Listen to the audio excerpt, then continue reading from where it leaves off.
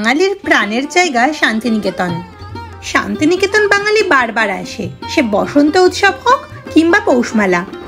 আজকের পর্বের ভিডিওতে আমি আপনাদের দেখাবো একদিনে শান্তিনিকেতন ভ্রমণে আপনারা কোথায় এসে থাকবেন, কিভাবে ঘুরে দেখবেন, কি বা ঘুরে দেখবেন, আর পৌষমেলা কোথায় অনুষ্ঠিত হচ্ছে, কবে থেকে শুরু হচ্ছে পৌষমেলা, কখনই বা শুরু হচ্ছে। শান্তিনিকেতনের বড় উৎসব পৌষমেলা, যা ইউনেস্কো হেরিটেজ ট্যাগের আওতায় পড়েছে। আজকের পর্বের ভিডিওতে শান্তিনিকেতনের বেশ কিছু হোটেলের ফোন নাম্বারও আমি দিয়ে দেব। এছাড়াও আপনাদের জানাবো শান্তিনিকেতন ঘুরতে আসলে আপনারা খাওয়া দাওয়া কোথায় করতে পারেন, আর পুরো শান্তিনিকেতন ট্রিপে আপনাদের কত টাকাই বা খরচা হতে পারে।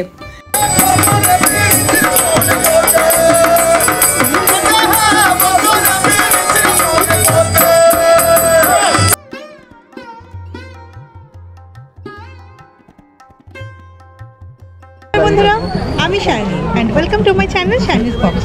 প্রথমেই জেনে নিই শান্তিনিকেতন কিভাবে আসবেন। হাওড়া থেকে ধরে নিন গণদেবতা এক্সপ্রেস সকাল 6টা 5 মিনিটে, পৌঁছাবে 9:15 নাগাদ। এছাড়াও শিয়ালদা থেকে 7টা 20 মাতারা এক্সপ্রেস ধরতে পারেন, যেটা 10:30টায় পৌঁছাবে। হাওড়া থেকে আরও বেশ কিছু ট্রেন রয়েছে বোলপুরগামী, ভাড়া 95 টাকা, তবে সকালে ট্রেনেই যাওয়া ভালো।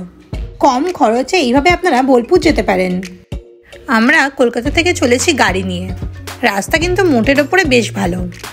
এবার শান্তিনিকেতন এসে আপনারা কোথায় থাকবেন আপনাদের আমি দুটো হোটেল ঘুরিয়ে দেখাচ্ছি, আর বেশ কিছু হোটেলের ফোন নাম্বার দিয়ে দিচ্ছি। প্রথমেই দেখে নিন হোটেল রাঙামাটি। ফোন নাম্বার আমি স্ক্রিনে দিয়ে রাখলাম।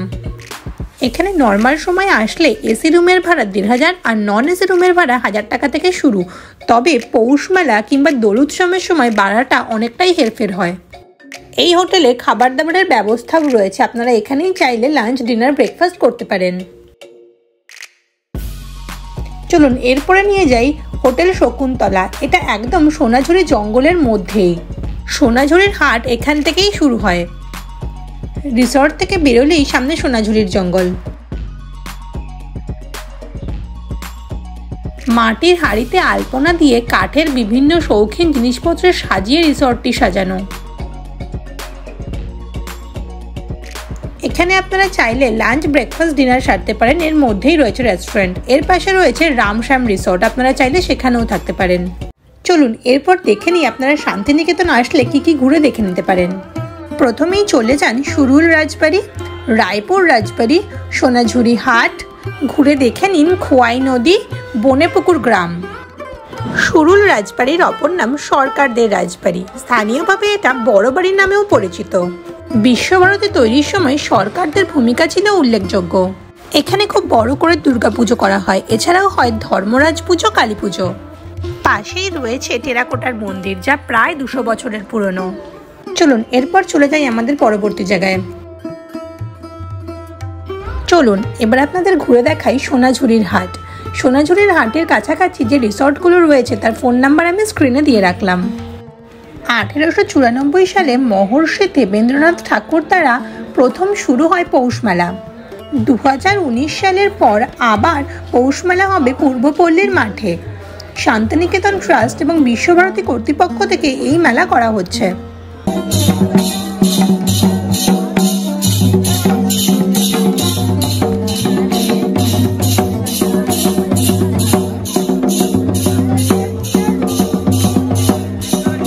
মেলা শুরু হবে 23শে ডিসেম্বর সকালবেলা ছাতিম তলায় প্রথম প্রোগ্রাম হয়ে।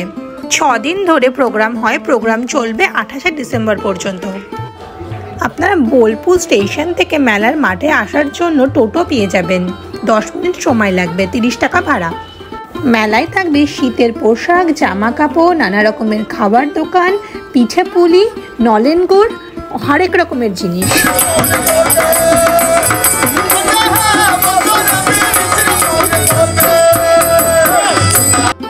চলে আসুন খোয়াই নদী। এখানেই রবীন্দ্রনাথ ঠাকুর লিখেছিলেন, আমাদের ছোট নদী চলে আঁকে বাঁকে, বৈশাখ মাসে তার হাঁটু জল থাকে। এরপর চলে যাব আমরা বেনেপুকুর গ্রাম। এখানে বেশ কিছু সিরিয়ালের শুটিং হয়েছে।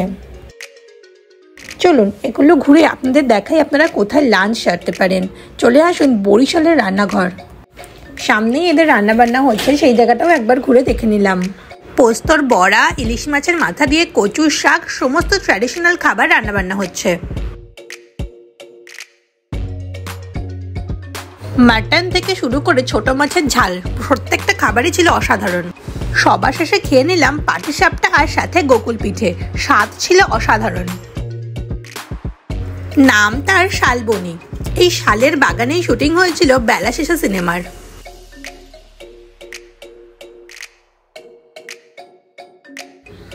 এবার আমরা চলে আসলাম রায়পুর রাজবাড়ি। বোলপুর থেকে মাত্র 6 কিলোমিটার দক্ষিণ পশ্চিমে অবস্থিত রায়পুর অজয় নদীর তীরে একটি গ্রাম। এখানে রয়েছে 120টি কক্ষ। এটি লর্ড সিনহা প্রাসাদ নামেও পরিচিত।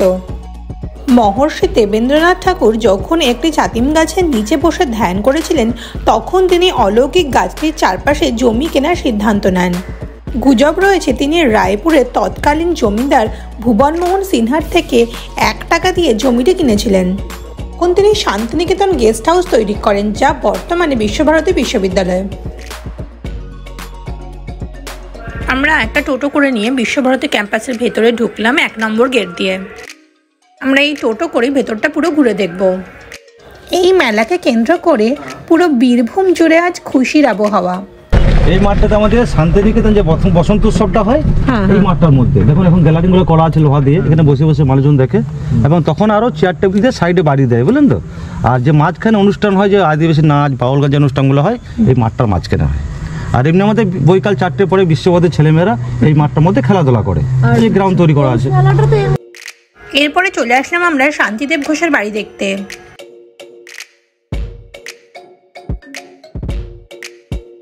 তারপর চলে আসলাম আমরা মিউজিয়াম দেখতে। এখানে রবীন্দ্রনাথ ঠাকুরের সমস্ত জিনিসপত্র রয়েছে আর রয়েছে ওনার বাড়ি। বাইরে টিকিট কেটে তারপরে ভেতরে ঢুকতে হবে। একদম ভেতরে ক্যামেরা অ্যালাউ নয়, বাইরে থেকে যতটা সম্ভব আমি দেখালাম।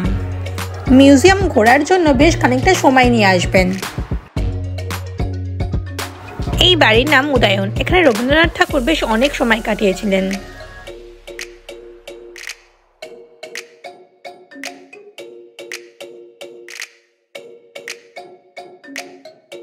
এখানে রয়েছে পুনশ্চ, উদিচি। রবীন্দ্রনাথ ঠাকুর যে 5টা বাড়িতে থাকতেন তার সবকটাই রয়েছে।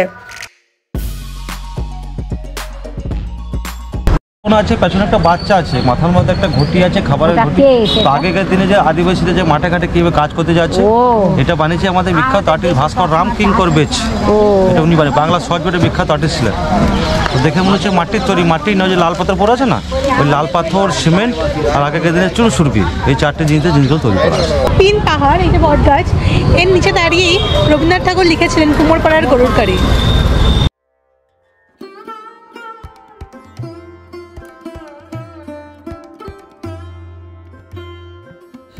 এরপরে ঘুরে দেখে নিন কঙ্কালীতলা মায়ের মন্দির।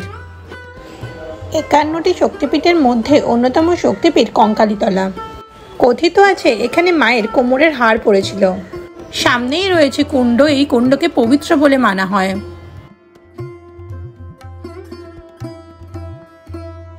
কোনো অজানা কারণে যখনই মায়ের মূর্তি প্রতিষ্ঠা করার চেষ্টা হয়েছে, তখনই সেটি বিঘ্ন ঘটেছে। তাই এখানে মায়ের মূর্তি নয়, মায়ের ফটো দিয়েই পুজো করা হয়। কথিত আছে এই কুণ্ডের জলেই মায়ের অধিষ্ঠান। যদি আপনারা দিনের দিন ফিরে আসতে চান, তাহলে সন্ধেবেলা 6টা 18 মিনিটে গণদেবতা এক্সপ্রেস আপনারা ধরে নিতে পারেন বোলপুর স্টেশন থেকে। আজকের পর্বের ভিডিও আমার এত দূরই। কেমন লাগলো আমাকে অবশ্যই জানাবেন। যদি ভালো লেগে থাকে প্লিজ একটা লাইক করে সাবস্ক্রাইব করে দেবেন। আর আরও এরকম নতুন নতুন ভিডিও দেখতে ঝটপট নোটিফিকেশন বেলটি অন করে দেবেন। খুব তাড়াতাড়ি দেখা হবে নতুন ভিডিও নিয়ে। ভালো থাকবেন, সুস্থ থাকবেন।